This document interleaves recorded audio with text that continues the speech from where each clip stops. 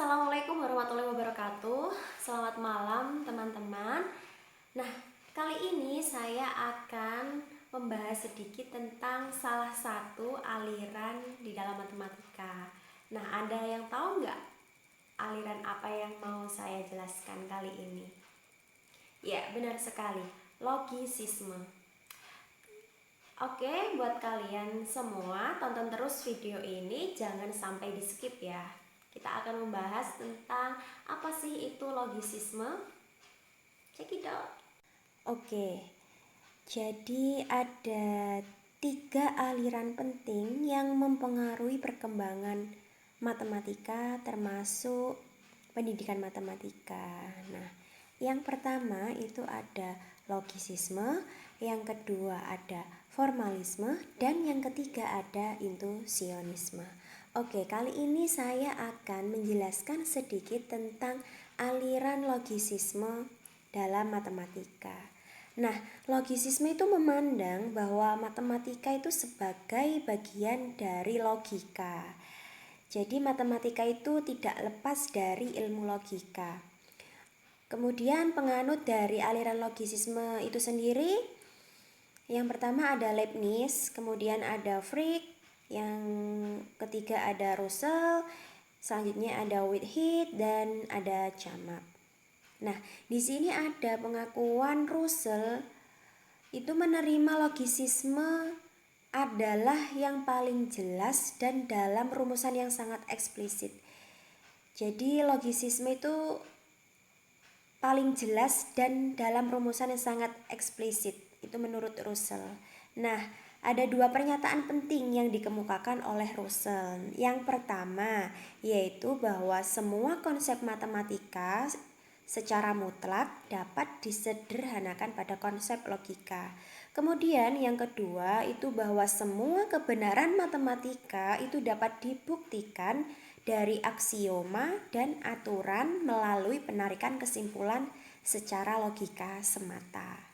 Jadi itu 2 pernyataan penting yang dikemukakan oleh Russell mengenai tentang logisisme. Nah, jika semua matematika itu dapat dinyatakan dalam istilah murni logis dan terbukti dari prinsip-prinsip logis saja, itu bahwa kepastian pengetahuan matematika itu dapat tereduksi menjadi logika tersebut. Nah, di sini logika itu dianggap memberikan landasan tertentu untuk kebenaran. Selain terlalu ambisius, upaya untuk memperpanjang logika seperti hukum kelima Fichte yang menyatakan bahwa melalui program logistik itu akan memberikan dasar logis untuk pengetahuan matematika, kemudian membangun kembali kepastian mutlak dalam matematika. Nah, dalam aliran logisisme itu terdapat beberapa keberatan dari berbagai tokoh, salah satunya ini Ernest. Jadi Ernest ini mengungkapkan beberapa keberatan terhadap aliran logisisme, ya. Antara lain, yang pertama, bahwa pernyataan matematika itu sebagai implikasi pernyataan sebelumnya. Dengan demikian, kebenaran-kebenaran aksioma sebelumnya itu memerlukan eksplorasi tanpa menyatakan benar atau salah. Nah, hal ini mengarah pada kekeliruan karena tidak semua kebenaran matematika itu dapat dinyatakan sebagai pernyataan implikasi. Kemudian keberatan yang kedua itu terhadap teorema ketidaksempurnaan Gödel. Itu menyatakan bahwa bukti deduktif itu tidak cukup untuk mendemonstrasikan semua kebenaran matematika. Oleh karena itu, reduksi yang sukses mengenai aksioma matematika melalui logika itu belum cukup untuk menurunkan semua kebenaran matematika.